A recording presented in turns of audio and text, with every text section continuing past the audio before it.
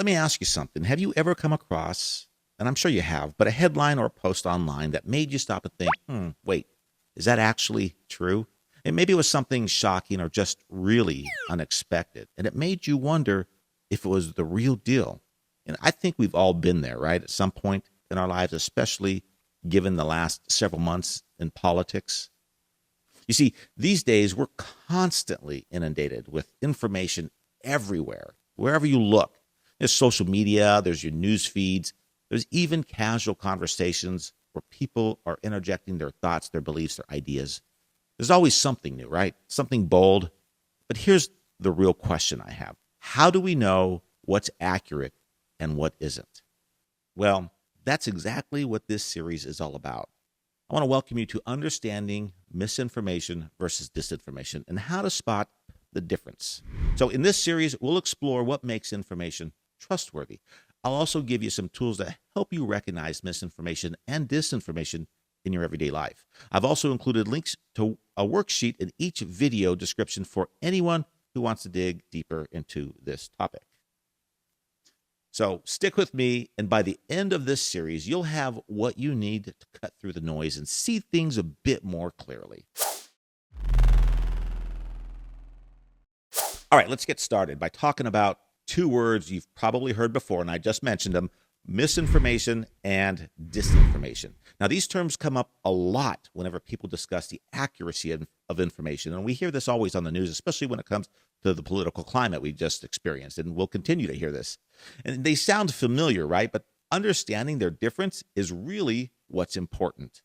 Misinformation and disinformation each have different intentions behind them, and knowing which is which, well, that's the key to figuring out what's really going on with the information we come across every single day. And when we know the difference, we're not only better informed, but also less likely to pass along false information ourselves. If we're all a bit more mindful, we can actually help cut down on the spread of things that just, well, aren't true. Plus, with this knowledge, we can navigate the digital world more confidently. Instead of feeling overwhelmed or misled by headlines, we can pause, analyze, and start to tell what's real from what's just noise. And that's a pretty powerful skill these days.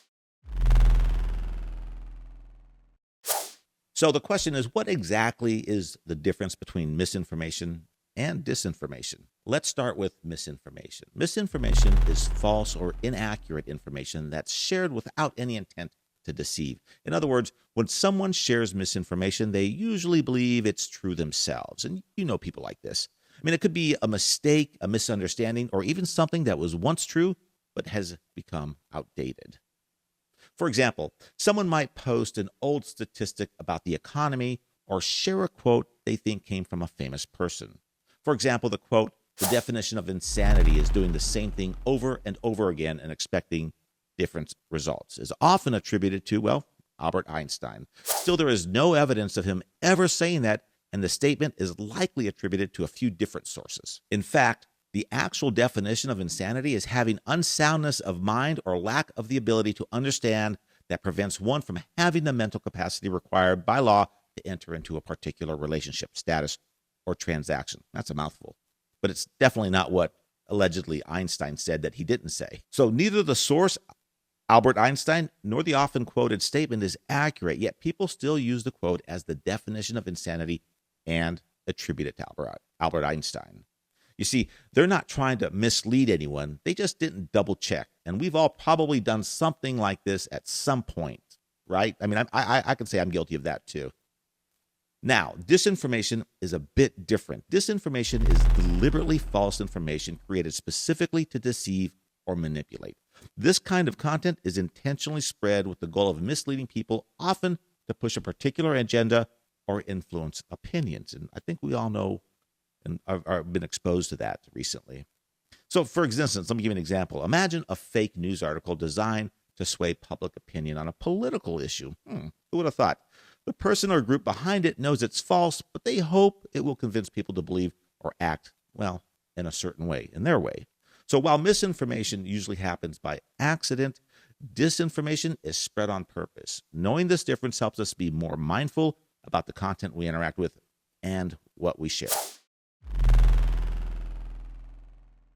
So now you might be wondering why it even matters if we can tell the difference between misinformation and disinformation. Isn't it all bad?